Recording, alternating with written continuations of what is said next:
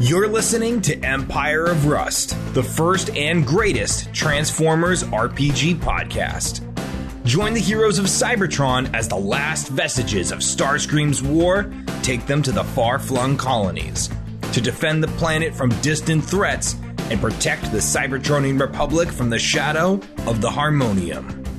Welcome back to Empire of Rust, the first and greatest Transformers RPG podcast. I am very glad to have you all here playing a game with me today. I don't think I thank you guys often enough. No, you don't. Oh, thank you very much. We're glad to have you too. Yeah. I truly appreciate that you come to my game every 2 weeks. Well, especially considering I just sit on my cam, at home. Not too much. On the can? On the toilet? Well, I mean, you guys can't see the background, right? So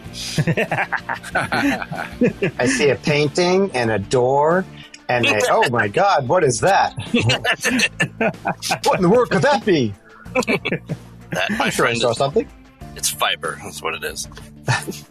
You have too much of it, apparently. All right, so I wanted to talk about something that I was thinking about earlier today. The idea of gaming regrets. So, Pat, this is going to come back to you for a minute here.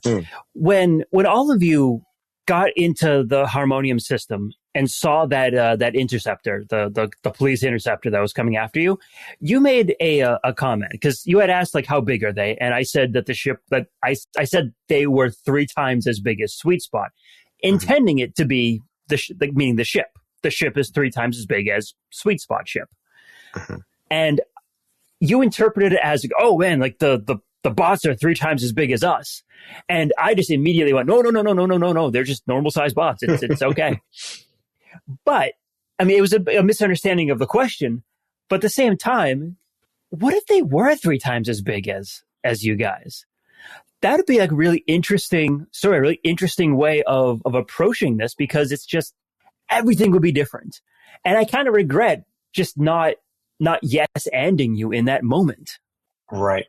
I know like this is, a bit of a segue, but I remember when the new Star Wars movies came out and they kept having like, they were talking about like, Lord Snoke or whatever his name is. Right. And based on the image, I was just like, oh, wouldn't that be interesting if he was like a 20-foot tall, like Jedi?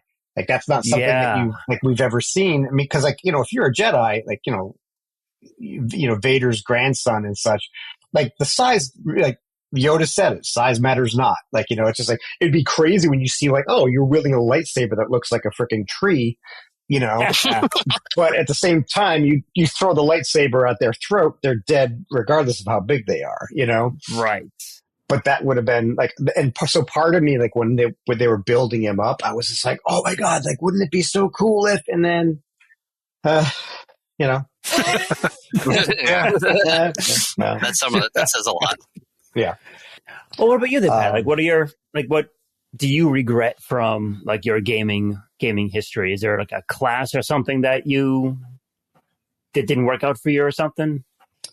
I'm probably a bad person to ask this because like part of my character creation process is like I think things through like hard. So like I don't make characters that I don't want to play. So like I'm really like trying to go back in time being like, oh, like man, like I just like the regret that I have is not recognizing sooner that campaigns always end 5 levels before I want them to. Because it's like, so I make my character build based on like hitting that sweet synergy at like 13th and 15th level where now the character is finally doing what I really want it to, and we never get there. So if I had just focused on playing I'm only going to live for now, it would have been a very different experience. So there's that, because I'm just trying to think of like, I really like all the characters that I make, which, sounds so egotistical in hindsight, but, like, and I'm trying to think of like, there were like little ones like, oh yeah, I played a Magus back then. And, but I mean, like, again, I really like the characters that I played. That's fair. Like, I know, like, I went through, like, a class transition, and, like, in your game, like, when we played with the Gunslinger, But like I Sure. did the transition because like once you get to level 7 as a gunslinger, the benefits aren't as rewarding. So like switching over to what's the class? Inquisitor, was interesting. And had we continued playing, I would have, kept going in Inquisitor and eventually even tried to like possibly undo that 8th level of gunslinger through some sort of quest or something. Huh. Interesting. So I don't know. Like I'm thinking back even to like my really old ones where it's just like, oh, like I had an ogre who was effectively turned into a demon, and it was I enjoyed that. It was really fun. Like, like being turned into a demon, or, I think about like Ungdaho and Banderley Bookman and Arteos the Tall. And I'm like, I had a blast playing all of those characters, Salthus and Kim Dafoe. And like, it's just like, I've got so many characters that I played, but I'm like, I like them. For those of you listening, Pat is naming off his character names. He's not speaking in tongues. Glossolalia, friends. Any revival of great old ones is purely coincidental. Bangalgurk Tranley is like, that's one of my early gnomes. Jeez, I can't believe I remember that. It's like, these are like names from like games I played almost 20 years ago. And it's, so no regrets. Okay. All right. That's fair. Yeah, I say like maybe some of the people that I played with, that's my regret. Not recognizing that, But, how about you there, Adam? Oh, me? Yeah. I'd say right to you. I've got 2 character regrets as far as games go. Oh. There was one way back in D&D 2nd edition when the kits were coming out, and I made up a Beastmaster character that was just ugly as sin. And I was playing with a guy who was all about the look of his characters, and he was running this game. So he couldn't stand that I had an ugly character, and I was playing into it. Like I was leaning hard into the ugly aspect. So he had a divine character come and basically give me a makeover. He redid a character for me, kept my name, kept basic stats, but, of course, jazzed up the charisma a whole bunch and gave me like one ability on top of all the other ones I had. And I'm like, this is not my character anymore. So thank you, but no. So I regret playing that character in his game. If you're listening, sorry. Sorry, I outed you. But you know who you are. And the other regret is same group, same system a few years later. I think it may have been 3rd edition D&D. Okay. And I tried to create a character with maybe it was giant blood, but my concept was he would gain knowledge of every class, and I made him kind of like vanilla in terms of like all of his stats so that he could qualify for all the different class qualifications, and his main weapon was going to be a quarterstaff because everybody can use a quarterstaff. No one doesn't know how to use a stick. Right. And his progression was so stunted because I went first level in each class as I go. By the 4th one, I'm like, yeah, this is a throwaway character now. I totally regret doing this. Jeez. Yeah, I was, when I was putting the system together, I was actually thinking about like if someone did take like one class in every level, like what the result were, or one level in every class, what would the result be? And yeah, like it wouldn't be pleasant. It wouldn't be good.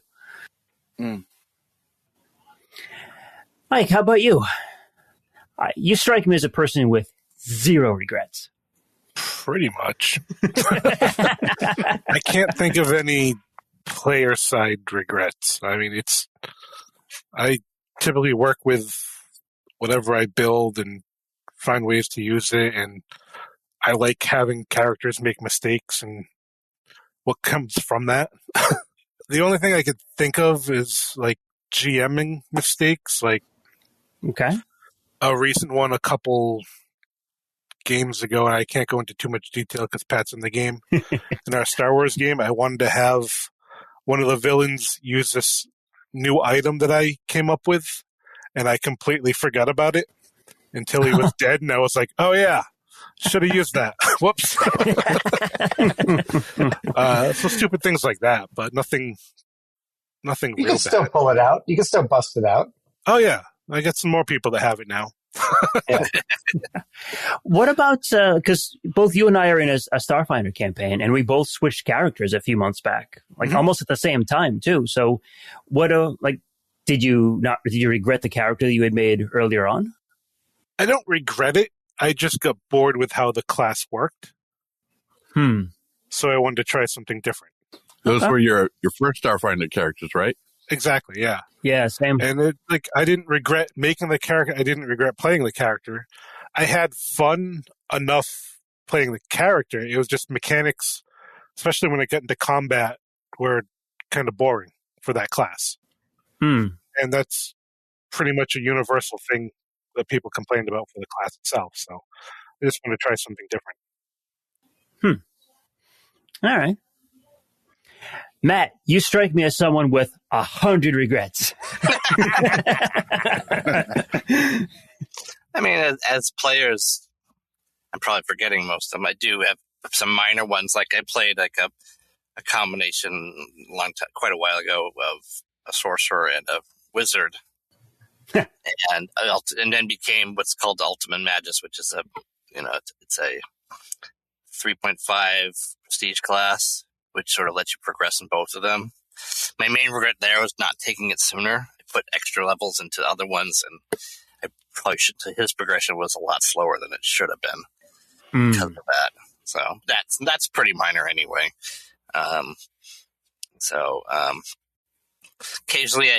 Occasionally I have a flaw. I think, and it was actually just noted. I just noticed recently, again, as a DM. Because occasionally I will play my villains so a little bit like a player character, and that means I tend to take them into too much of a defensive place. And if you do that with players, they will annihilate you because you're always on the back foot. So, like you guys, the battle you guys did, Mutants and Masterminds, just a few weeks ago. Sure. I should have gone on the offensive, earlier or at all. Frankly. Okay. Instead of getting completely creamed the way it happened, So, so I do regret sometimes not necessarily using my NPCs as well as possible, or I regret underestimating the players quite often. But that just happens. It's okay. I'm usually tickled when the players do something I didn't expect, so it's fine with me. Yeah, villains are allowed to go for the jugular. Yeah, I know. Like I need to back off just to get a breathing moment, and that's a good player. That might be a good player response when you have a team to help you. But when you're the only villain, you're not going to get that. Yeah. So, that's understandable. Yeah. Because every time he tried to escape, and he'd partially escape, and then someone would pummel him the next round.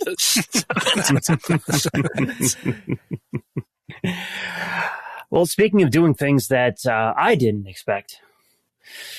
You have won this fight, and you now get General Libra right next to you, congratulating you on a job well done. Oh, but wait, I had more regrets. Me too. Coming to the backwater, this jerkwater berg of a planet.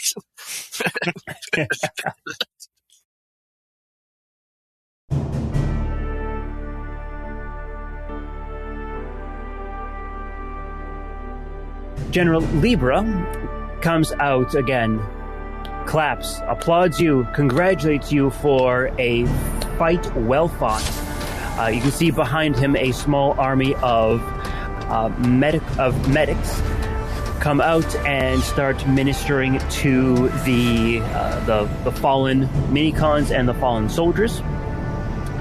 They don't know how to approach the walking zombie there, Spindrift, so they're gonna they're going to ask you, hey, can you undo whatever you did on that? We got to get to the minicon in there. Oh, sure. Step back. I mean, you just hear this echoed sound of like.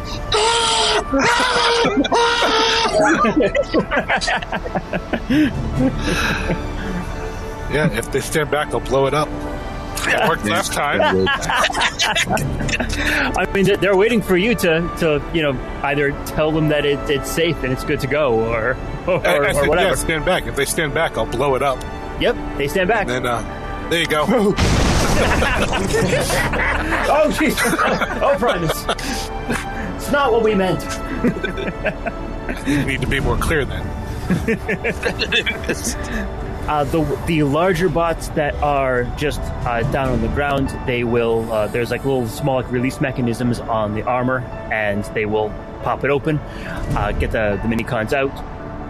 In fact, I think it's only Red who was brought down just as in full armor.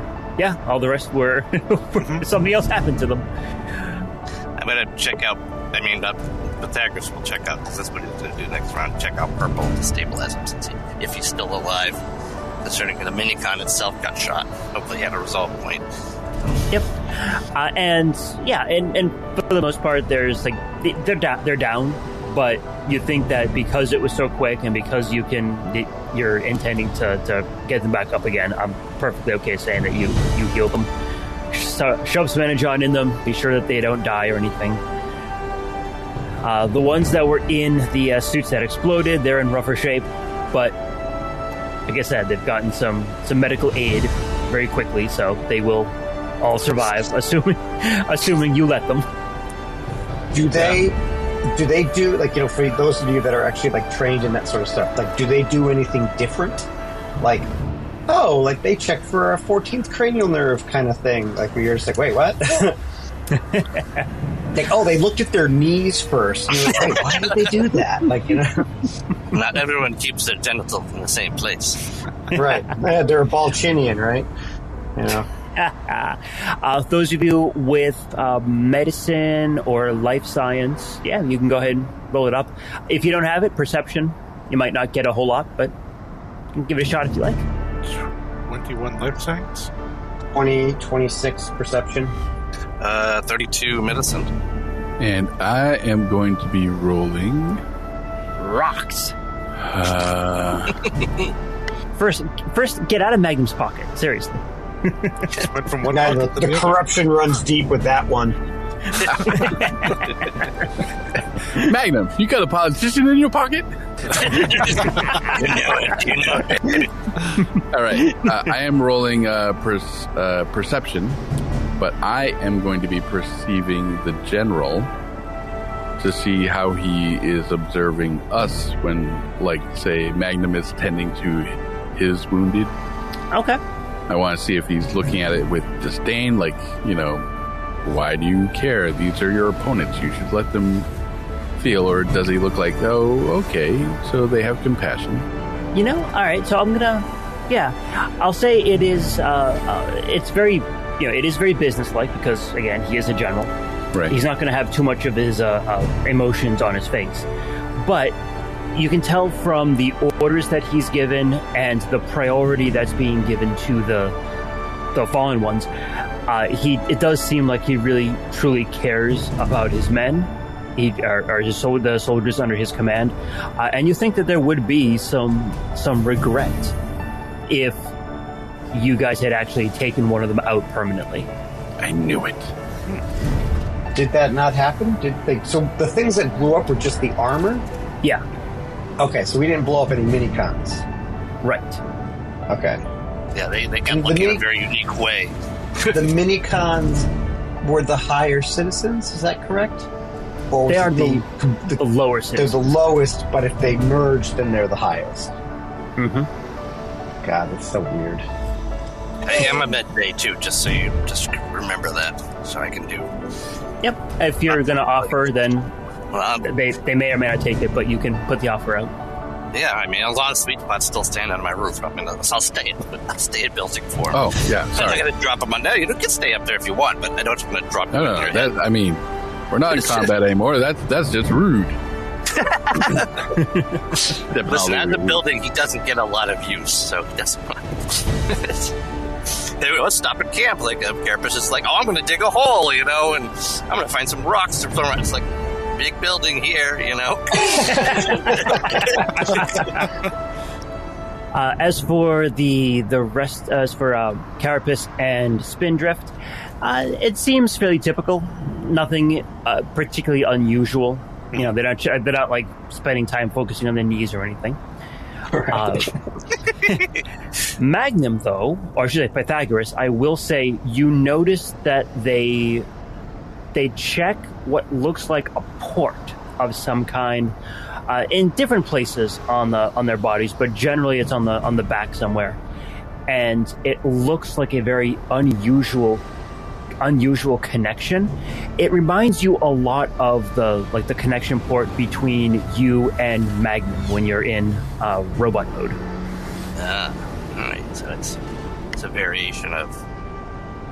That's probably how they control these things or whatever else they're connected to. I mean, they're all mini-cons. They're all sort of designed to connect to other things generally anyway, right? That's exactly what a mini-con does. Could that be kind of like how we have weapon formers? Like, could these things be armor formers? That could be very interesting. Although it looks like these pieces of armor were just equipment from what we saw before, right? Right. It does look like the ones that sweet spot that you saw in the storage room there. But that'd be kind of a neat thing for to allow a mini-con character to interact with the world. It's just just like we have it's like, oh yeah, I have this partner, and it's just like, oh, but the body is the subservient thing, not just the. Yeah, it also, kind of interesting. Just also that's occurred to me as a mini-con load bearer of a sufficient level would be medium. Yeah, I was actually thinking about that as well. I'm like, oh, it's kind of like a load. Okay. So I'm a mini-con just for a different race, I'm a little tractor trailer. Yeah. It's funny you should mention that, Pat, because the Master Force series in Japan did something very similar to that, where the actual the mini-con, the bots, the little tiny human-sized ones, were the Cybertronians, and then the vehicles that they were driving were effectively just giant bodies for them. Huh. Interesting. Yeah. Sweet Spot, the general will come over to you. How offended should we be? Your team performed admirably, Ambassador. Again, apologies for the unexpected nature of this test, but we needed to understand what your capabilities were and what your personalities were like. You could have just asked for a demonstration. No, he couldn't. No, seriously, asking somebody how they respond and how they respond are two very different things. That I know. Your large companion is very correct, Ambassador. Personality traits come out in combat that are not easily faked. I had a lot of fun doing that. Well, in the interest of being clear with one another, let me make this clear to you, sir. Any further deception on your true intentions will severely hamper your relations with our culture.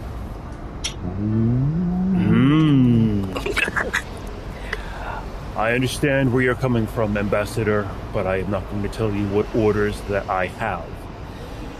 But I will forward your complaint to my superiors. More of a concern. My apologies. I believe our translation program isn't working 100%. Did I just hear them swear in diplomatic? Yeah, you did. We're cussing up a storm over here with the widest of smiles. Does that mean we can attack him out of the blue and they'd be down for it? And we want to see how your culture reacts when we take out one of their generals. Punch you in the face. I understand, Magnum, but I don't condone it. Well, I mean, if you condoned it, it wouldn't be accurate, would it? My superiors knew this would happen. But please do not hurt me. I'm only 2 days away from retirement. Let me guess, you're too old for this shit?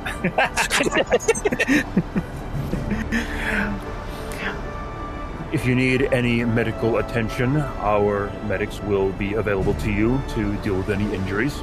I think we're I fine. believe Thank you. we can handle our own. Thank you for the offer. Well, when no one needs a med bay, I'll change back to my smaller self. When they do their like, is it different than ours? Like, do they have slightly different sounds? Is it kind of like, Yeah, like a breathing in version? exactly. It's a rising sound versus a falling sound. That's just so wrong sounding. So confused. Feels so backwards.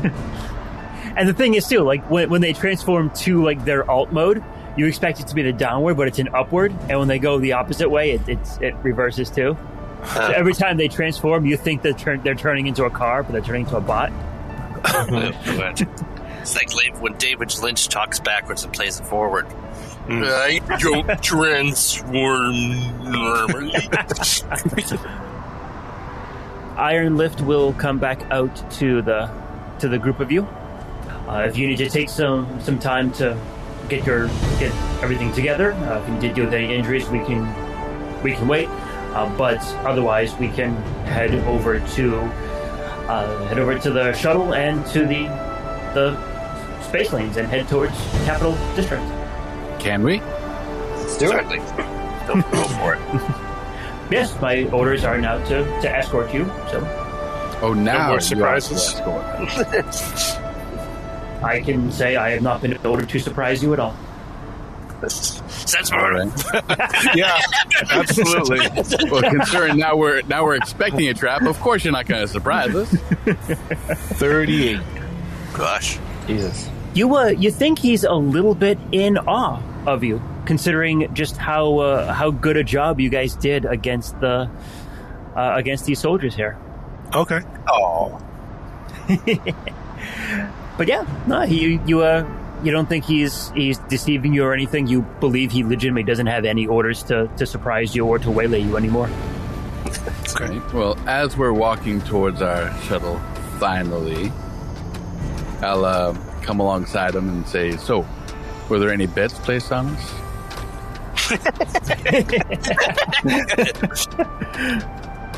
You see, go make a perception check. 30. You see him quickly move some what looks like currency into a different compartment on his body. They're Shinix, not Shanix. I can neither confirm nor deny the presence of any bets being made against you. But profits are up, are they not? Way up. I'm glad to see that we could have been some use to you. So let me ask you, what were the odds on us? Let's see. If I remember right, it was 2-1 against the big guy. 5-1 on the building and yourself, and 10-1 on that fembot over there. We thought she was going to go down in the first 2 cycles. Ooh. I will take out a few Shanix out of my compartment, and I'll place it in his hand and say, in case you get the urge to invest in the future, would you invest this properly for me? What is this? That's that's our currency. I'll treasure it forever. Whoa, I'm getting some major sarcasm waves over here. What the hell's going on? Well, no, I mean it's like when you go to another country and you're like you take you keep the money that you translate it just so that you can have it as like oh yeah, I've got coins from Dublin, Yeah, true. It could be sarcasm, of course, but Could I do a quick, and since I'm treating this little mini con, could I do a quick scan of this interface port, so I can get a lot of detail to study later. Yeah, let's do that. Since you're scanning, let's do a straight perception. 42. That is the answer. Has anyone cracked 50 yet on a skill check? I mean, I think we did when we were on the burning crashing spaceship, but I think it's probably the only time. Yeah. Okay. So you get a nice, full, detailed scan of this, and your initial instincts were correct. It does function an awful lot like the same kind of port that Pythagoras connects to Magnum with. But in addition to that, there is the hardware for a significant amount of energy transfer. So you think that the Minicon could power a great many things through this, just as long as the Minicon retains an energy source, or keeps up an energon. You think that the amount of power that they could provide to something else is disproportionately large, considering their body mass. Is this the same thing as a Powermaster, or is this still a variation? Still a variation. It's not the same thing. Pretty close. Getting pretty close, though. Is it like a sacrificial thing? Like, if these things are considered lower class, like they might literally design the tech for them to use to like drain their life in order to get like a temporary, like, oh yeah, like you're an expendable, but we're going to make you nuts before you go. It's a very good point. I'll roll it around in my mind to see what kind of thing I might need to do to make an adapter. Sure. I want to use some of their equipment. Okay.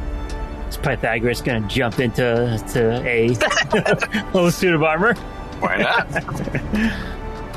Look, I'm a real boy. All right, I guess we're off to the palace, right? Or the capital district. You're not off to the palace just at the moment. You're going to be staying in the capital district for a little while. So there is a palace, is what you're saying. I was just going to say. So we're in the lowercase district, but now we're in the capital district. Yeah.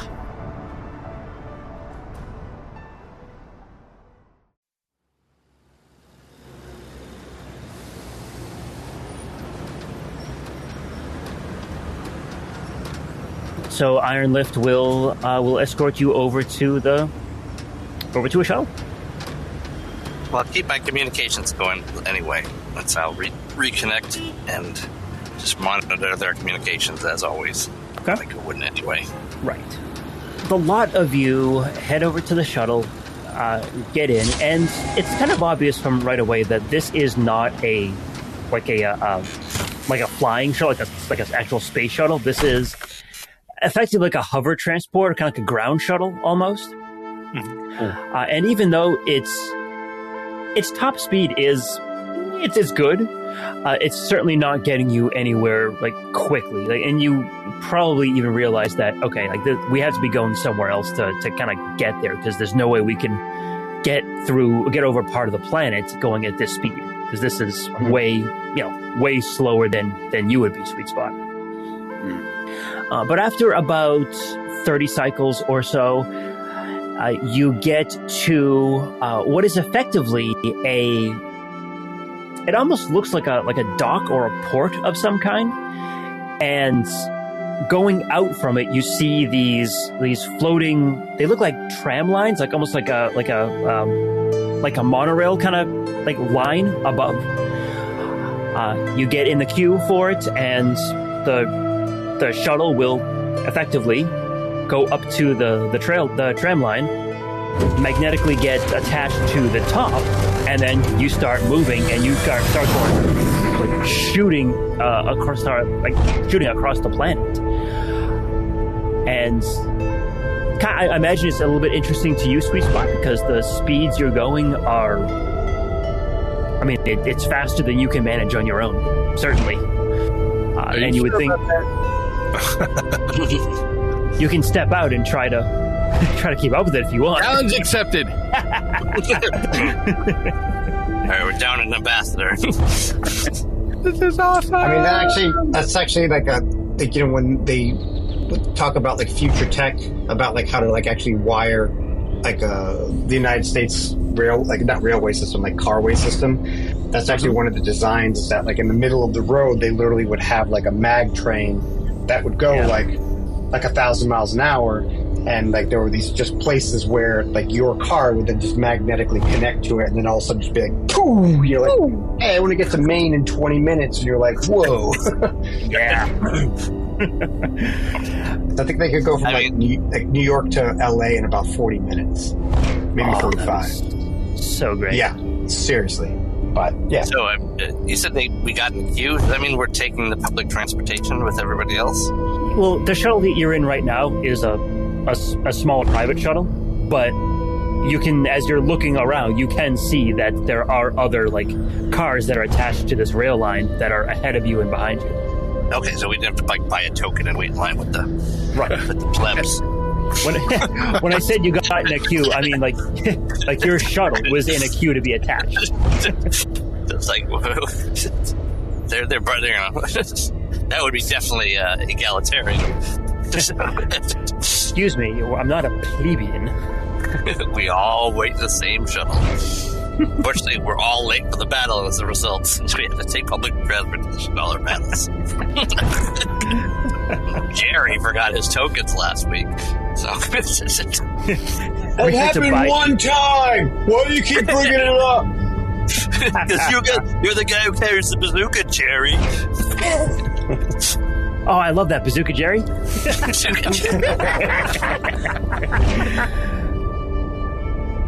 So yeah, you are racing along the planet's surface, and you're passing all sorts of different like industrial areas. Like you pass over what seems to be a manufacturing district. You pass close by to what seems to be like a residential or one of like the main like city districts. Pass through, you pass through like miles upon miles of solar farms. Even like lakes, it doesn't look like it's water, but also doesn't look like it's energon either. So it looks like, looks like it could be like industrial coolant or something like that. So, and then there are sections like as you're passing over, you can see these enormous canyons that go down into like the sublevels of the planet. And some of these levels are like 20, 30 stories deep. So it is, again, the Coruscant analogy, just keep that in mind as you're going through this, because it's just a massive built-up planet. But each section has its own purpose and has its own stuff happening to it. And you would imagine that there are like entire sectors and sublevels that haven't seen any habitation for thousands of years. The secret is that the whole planet, the actual planet, is the size of a cantaloupe.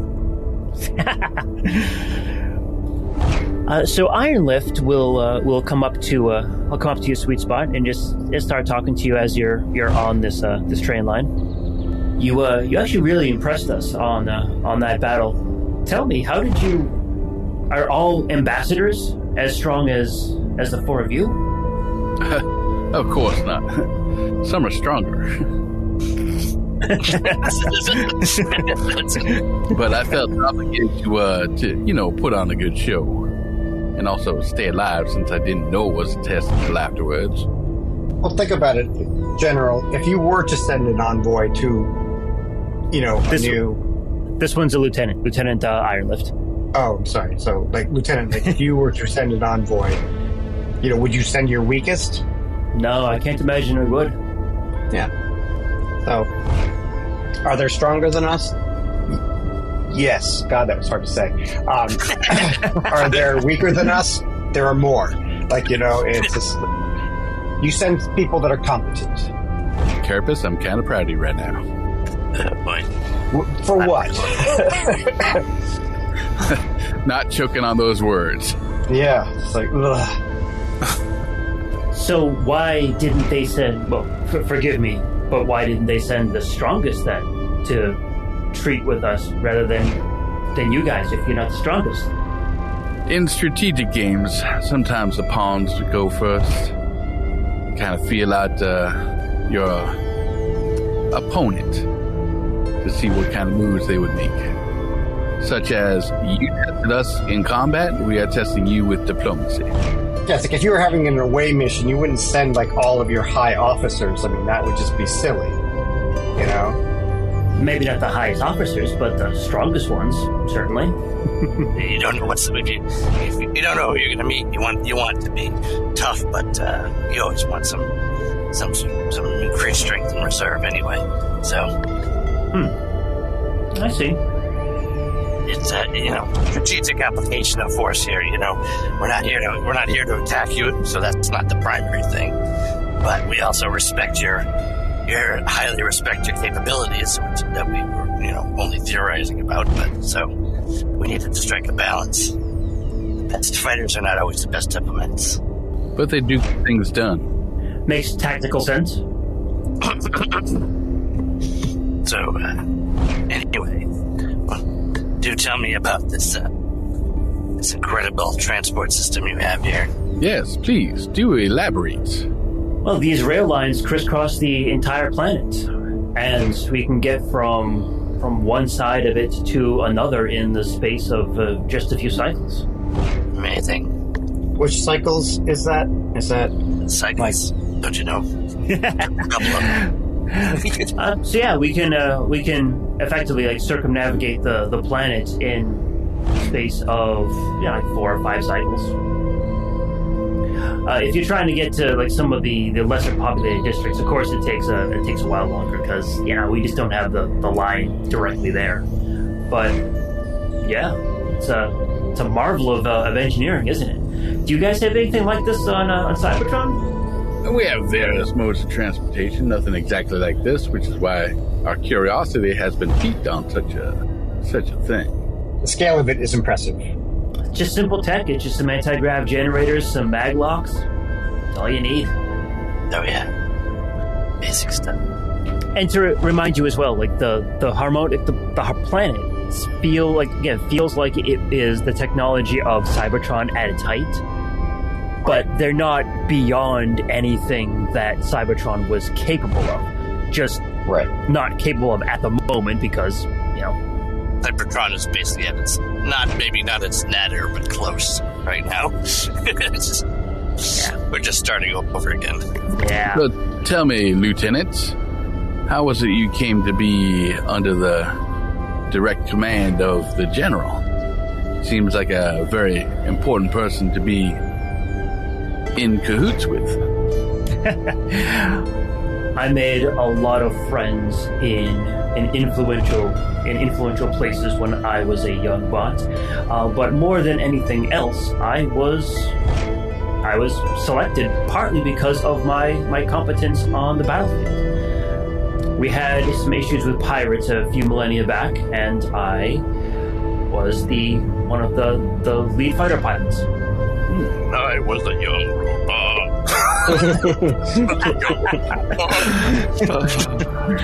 Spindrift over there could probably tell you a thing or two about piloting, if memory serves her correctly. Oh? Are you a pilot yourself? No, I'm not. No elaboration. Nope. She can tell you that. She's very impressed if you're a good pilot. I can fly, but I don't pilot ships or anything. Huh. If I may, your alt form does not seem conducive to flight. Typically, no. In fact, I haven't seen you transform, but it seems like you have bestial qualities about you. Is there room here to transform, I'm assuming? Yeah. Okay, I will transform. What do you transform into? What's that? So what do you transform into? A spider. Flying spider? I'll tell him, I come from a planet called Eucharis. We have bestial forms, so we change to. A word of advice. You might not want to take that form when you're in the capital district. None of the citizens of the Harmonium have a bestial alt form. Interesting. Okay. Oh, that's fascinating. So, is there any indigenous life left on this, or was there any? Is there natural life forms at all, or is it just what you guys built, essentially? The teachings of Primus tell us that we were the first life forms on this planet, and nothing else was present. So Primus is very cool. You're right, yeah, definitely. Is your culture offended by bestial forms? I cannot say that for certain, but a bestial form is not in the grand taxonomy of the Harmonium. Is it considered sacrilegious in any way? Not prohibited, but not encouraged. You would be an unknown, and as a result, some, shall we say, not as open-minded, but may view that as heresy, as sacrilegious. Well then, we will certainly try to keep note of that, I'll say as I'm looking Spendthrift in the eyes. I will change back. Only when necessary. Do tell me about this taxonomy thing. The taxonomy is the defining characteristic of the caste system. It tells us what various modes are capable of, what they should do for a career, how they should provide to society, whether they're going to be soldiers, warriors, workers. The tyranny of form. Isn't that what they called it? We don't quite view it as tyranny, but from what I've seen, in your language, it may translate better to order. It sounds like functional to myself. Yeah, that's what I was thinking of. Yeah, and that's the vibe you're getting to, and he'll talk about the various caste structures, what kind of bots are gonna are gonna be relegated to the lower castes, which are gonna be elevated. I'm really interested in who maintains this border, because it's obviously very important. Yeah, I think we're working our way up the chain of command here, so I just want to try to avoid any pitfalls from a diplomatic standpoint. Yeah, we don't want to pee on a high priest shoes or something like that, you know. Go ahead and make me a diplomacy check. Why not? Why not? Eight.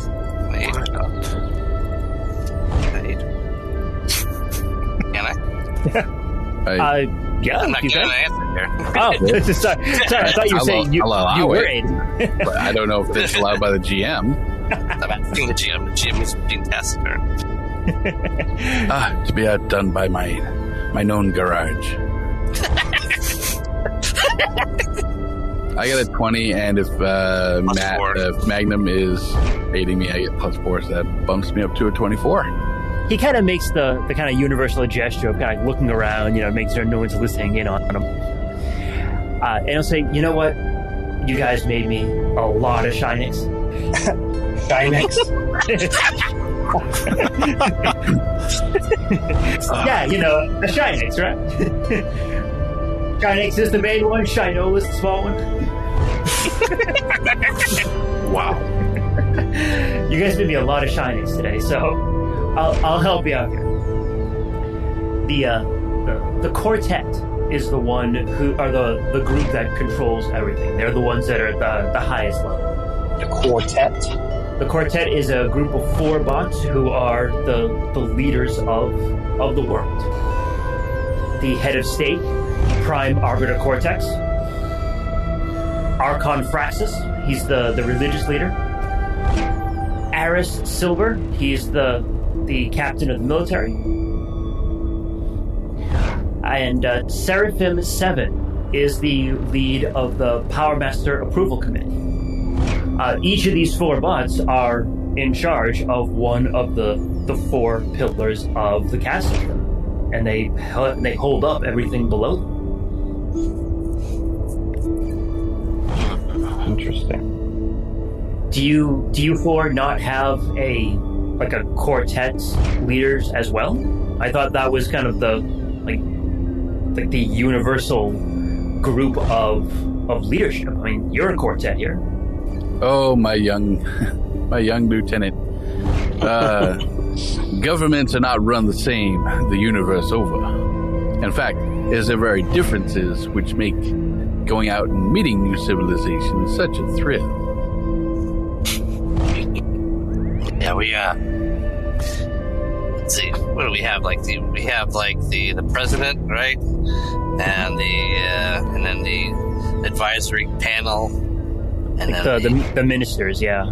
Ministers, and then we have the conglomeration of worlds, or whatever it's called. Mm-hmm. Yeah, so we have one executive, but they share power. They direct power through the order of the minister level, and that usually divided up by function. I don't think we're 4. We might be better off if we only had 4, honestly. So. Wait, if you only have one executive, how do you prevent power from corrupting that person? That's a very good question. I don't think we've figured that out. Given the recent political changeover, yes. Yes. We are not coming here saying it's perfect, that's for sure. Matter of fact, there might be a good reason to learn all about you people.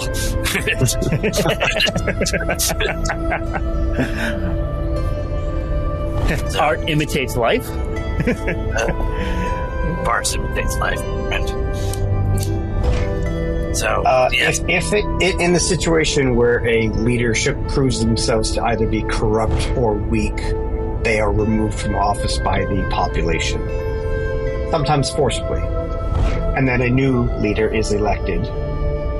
And that process tends to call the incredibly corrupt, but there are exceptions. But then a balancing force arrives. You know, I point at us. Hey, that's our name. We don't have a group name. We're the Balancing Force. The Balancing Force. It's actually kind of nice. The Stretch the line leveler. between sanity and foolishness. Yes. Just scales and supermarkets all over the world. He doesn't write the press for us. Yes.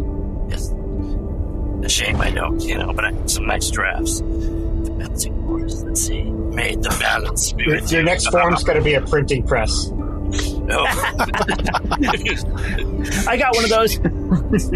I've had some nice drafts too, but those are all behind me in races. Hey, sweet spot. You should get tires that have campaign slogans on them. So when you leave rubber behind, you leave behind your propaganda. You've been passed by Sweet Spot. That's amazing. Okay, I think I can be on board with that. Do you have holidays? What are those? Moments of specific importance that unify a culture towards either a ritual or a rite or a celestial passing. Usually times to get together with your community and celebrate something. The closest thing we have is when a new Powermaster is chosen. But that's it's a Rare. A marked occasion for that bot and their friends, but it's not a celebration for the entirety of the planet. Not even Motherboard Day.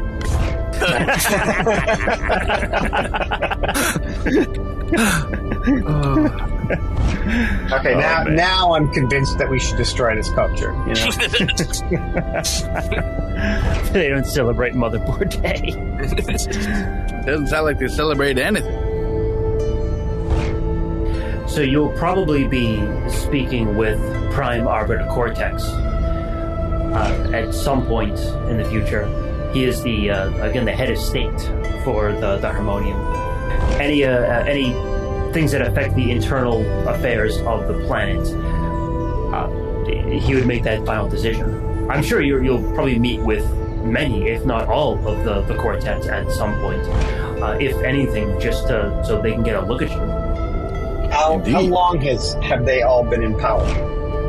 Beyond living memory. Okay. Thousands and thousands of years. No term limits. None have ever been replaced? That does occasionally happen, either through accident or I know that during our history there were other civilizations around us, and if I remember correctly, at one point one of the quartet was even killed by one of them. So they don't, barring death, accidents, they don't ever leave power, but it has happened before.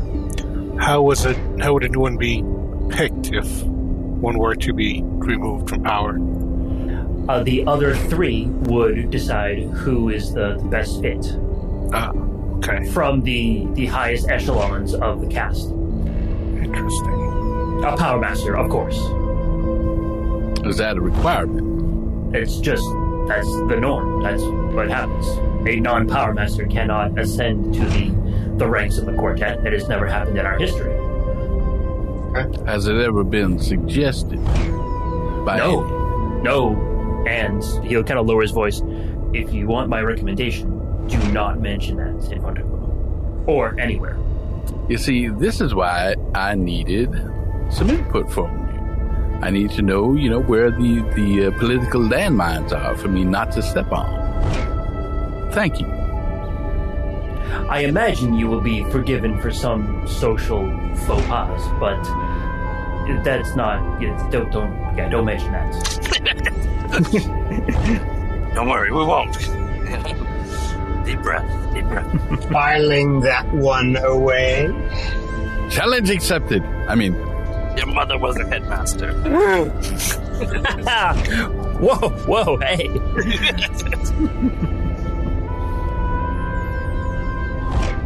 I do want to keep track of our location too, so if we have to get back to where we came from, we have a hell of an idea where to go. Yeah. Good idea. Go ahead and give me a physical science check.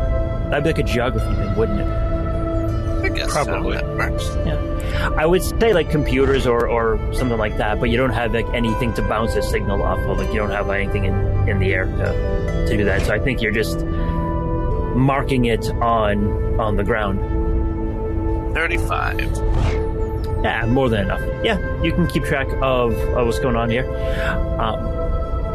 And so you're effectively heading in, well, a curved line technically, but a straight line to the track doesn't seem like it's veering off or anything like that. And if there was ever any natural landscape in the way, it has all been built over at this point. So it is effectively just very straight and easy path.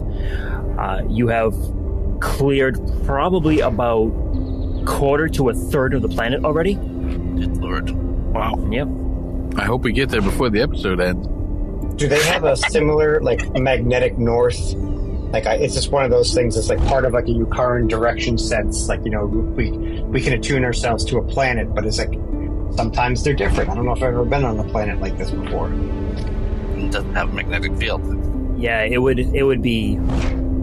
I would say it's very difficult to track, just partly because of all the metal that's around. You can get a vague sense of direction, but it's more like that-ish way. Right. Versus I guess I'm just way. curious if this place doesn't have an electromagnetic field or an atmosphere, how do they keep debris from just raining down and just causing an extinction event every few 1,000 years?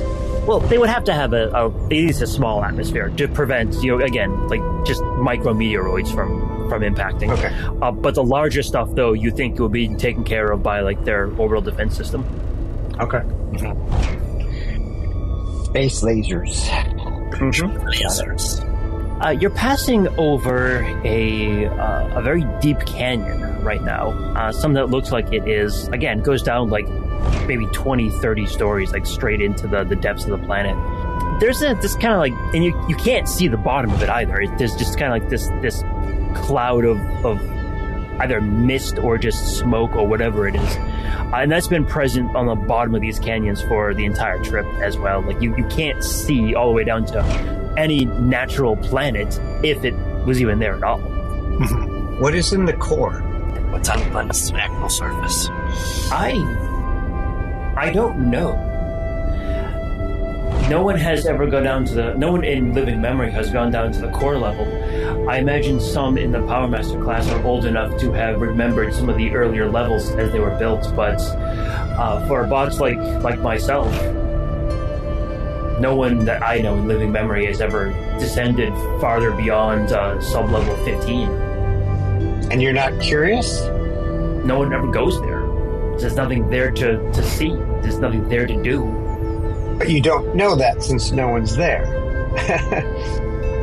If there was a need to do it, then we would receive orders from the ruling class to go and examine it. Okay, so I'll send a communication. Curiosity is a sin here. Got it. I'll send a communication to my pals, just the pals. Good place to hide out too, if things get nasty. Yeah, Hey, totally. Depending on how many monsters are down there. Well, we know that there will be 4 if we had to. There are, but there's the occasional rumor that there's like a big creature down there or something, but it's just tales that are told to. I like tales. Like the boogie bot? Yeah. We can tell you something about Spark Eater or 2. Or make your oil kind of curl up.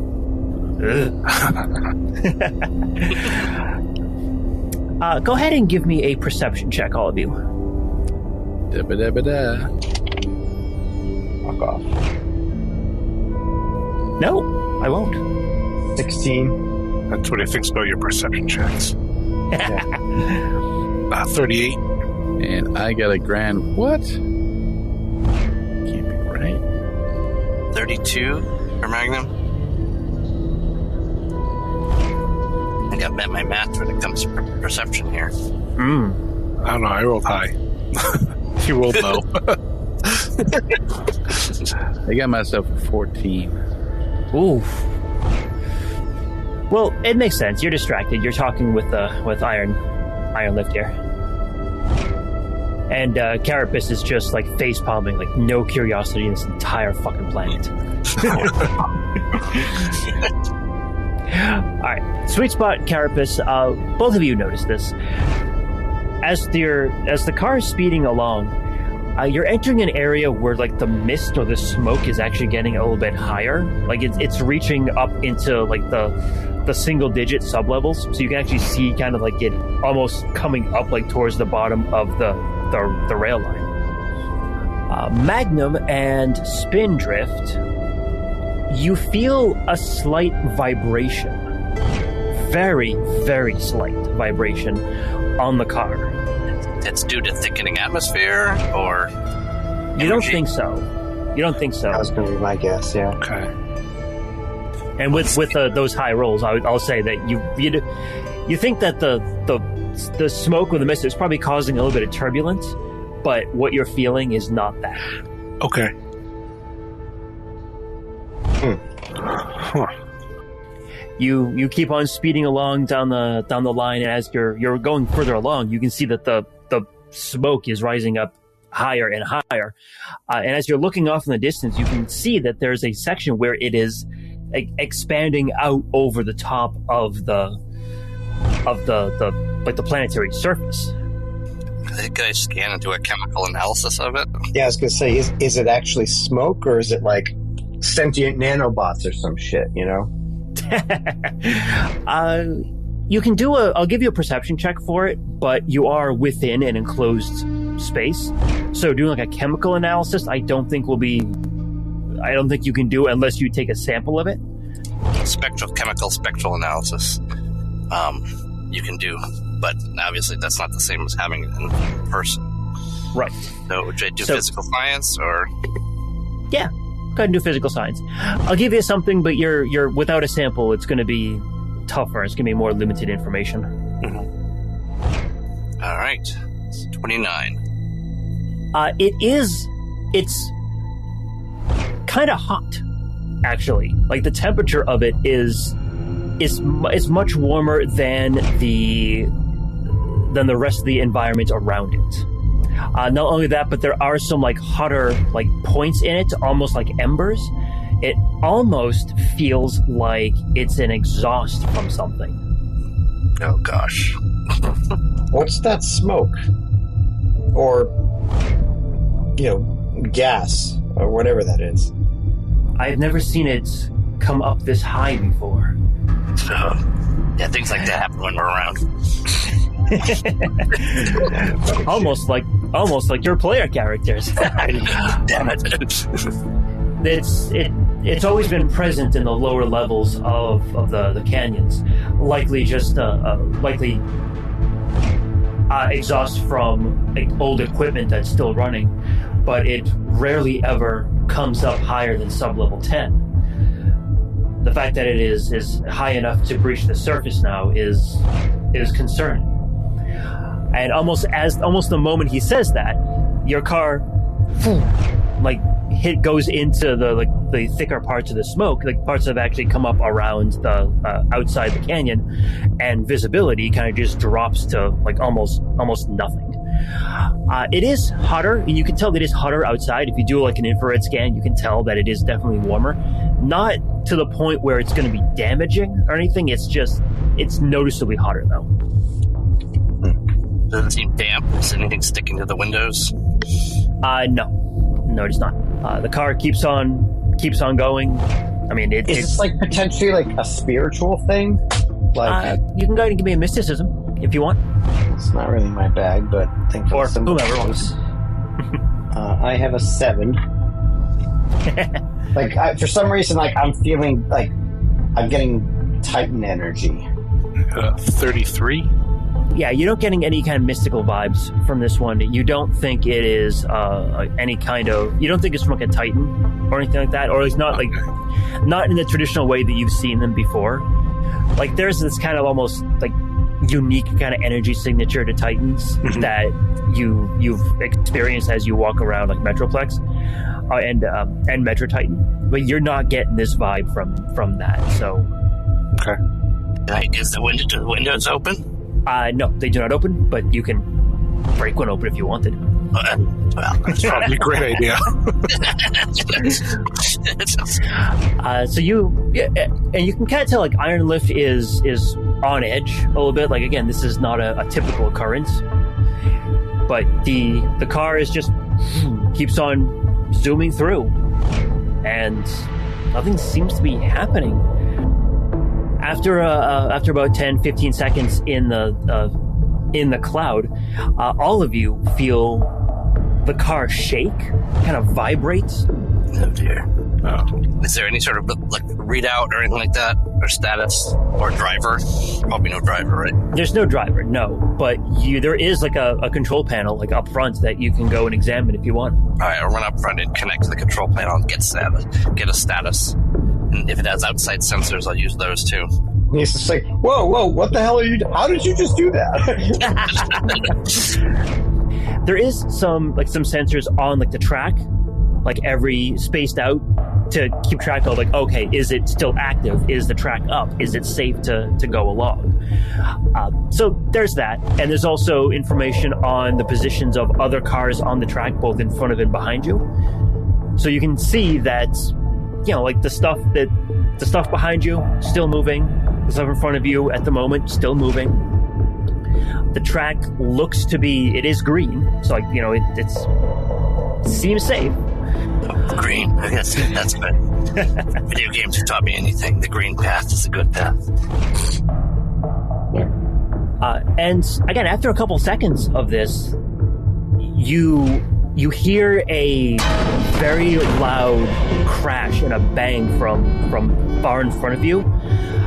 As soon as you hear that, the readout on the car boop, goes red, and like the car immediately starts to brake. So you can see that whatever like magnetic force that's holding it up, like, it has now locked itself into place. It is skidding to a halt on the track.